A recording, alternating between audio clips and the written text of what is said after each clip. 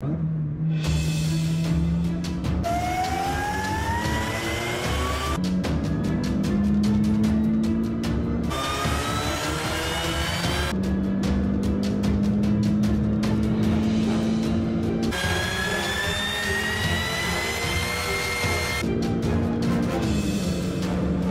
I was very young, I had just gotten my first car. It happened to be a Civic too. This is right after Fast and Furious and talking about all this, fun stuff that we like about cars. And so it's a friend of mine who, I looked up to him at the time and I asked him, hey, there's always talk about all this turbo stuff, but what is a supercharger really? And his response was constant airflow. Ooh. I was like, wow, constant airflow. That's it. That was the end of it. There was no Google yet, or even if there was, I didn't have really access to one. But I wanted to make this video to sort of like, maybe if that friend's watching, maybe he will learn a little bit about superchargers too, because since then, I've learned a lot about modifying cars, period. Not just supercharged ones, but NA, rotary, and turbo cars. So just stand back. Just gonna give you a quick story here. So a supercharger isn't constant airflow. What is a supercharger? A supercharger is really, it's another way to make boost happen in your engine. And a better way to explain it is basically you have a compressor. A turbo is also a compressor. You have a compressor. I'm more familiar with the root style superchargers, but basically a supercharger is a compressor. It's driven by the engine itself. Not by the exhaust gases like a turbo, but the supercharger is driven by the belts. So as the engine turns the crank, it spins, your air conditioning, it spins your water pump.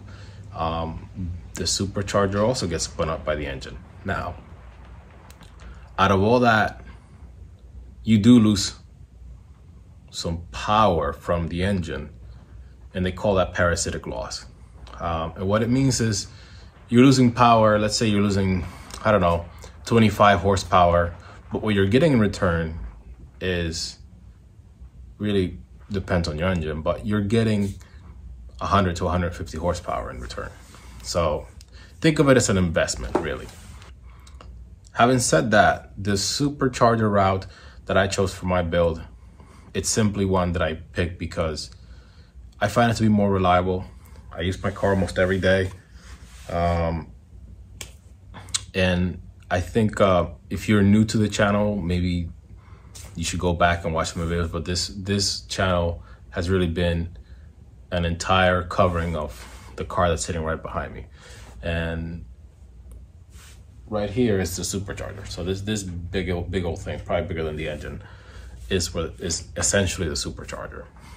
Now, if you're thinking of going into boost, there's a lot of options. There's turbo, which is very popular. There's the supercharger, which is what I've been doing for the past year and some change with this car. And this is not the first time I do a supercharger. Why did I stay away from turbo? It's a choice. Like everyone, we all have a certain choice. Me, I wanted something that was more usable, more reliable. And I'm not saying that a turbo car isn't reliable. There's plenty of turbo cars everywhere. I mean, think about it.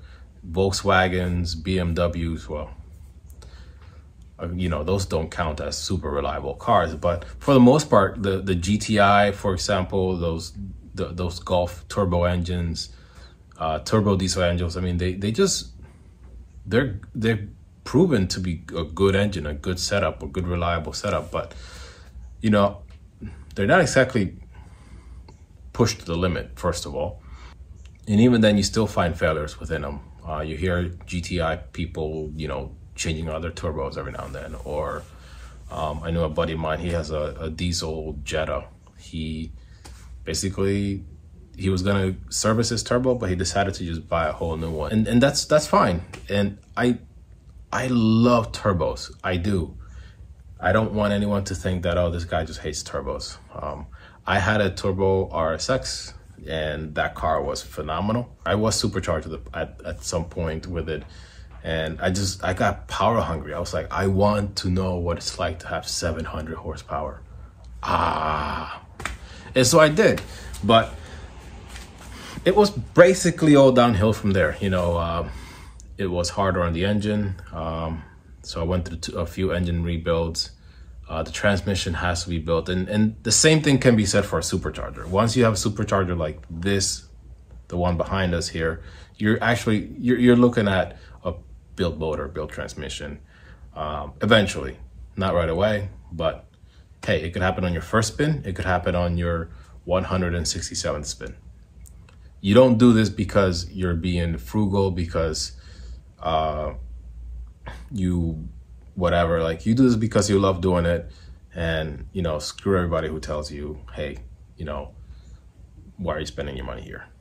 You could be spending your money on drugs. You could be spending your money on, I don't know, storing ammunition. You could be emptying out a store because there's a hurricane coming your way. I don't know.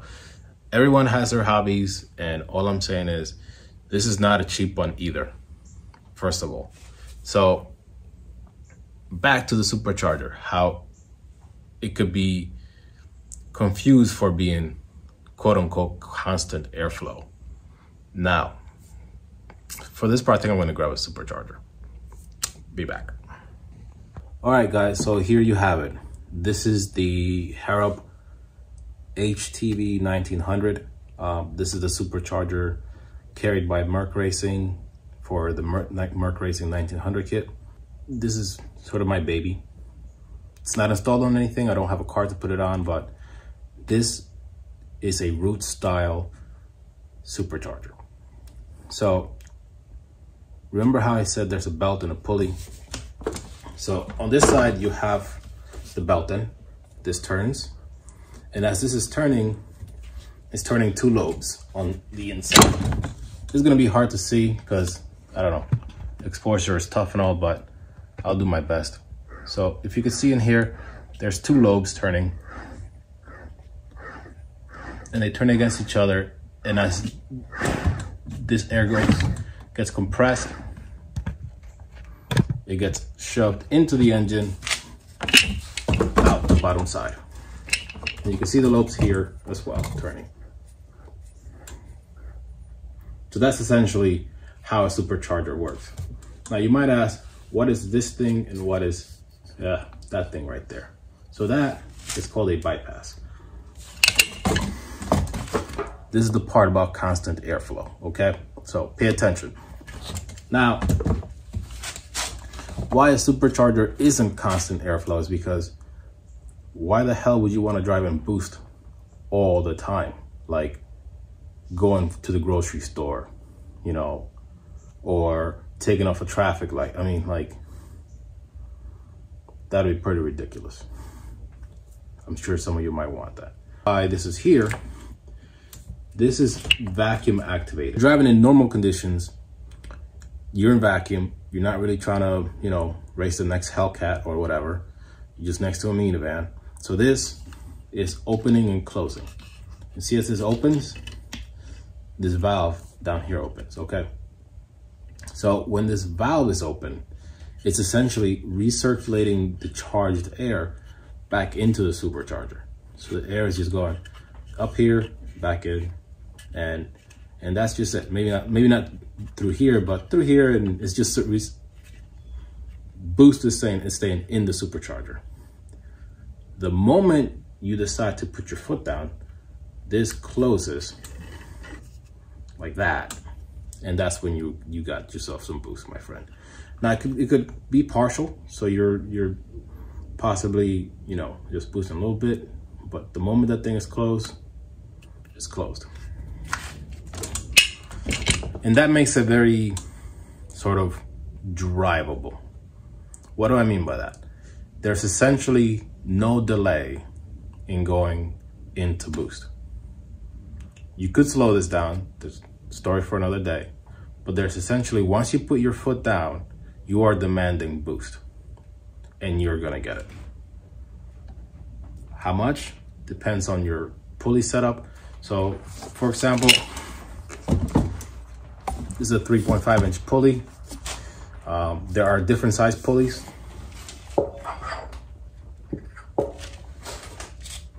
Here I have a 3.2-inch pulley. So this would essentially spin the supercharger faster.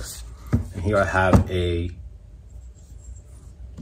2.8-inch pulley. This is about as small as it can get with this supercharger.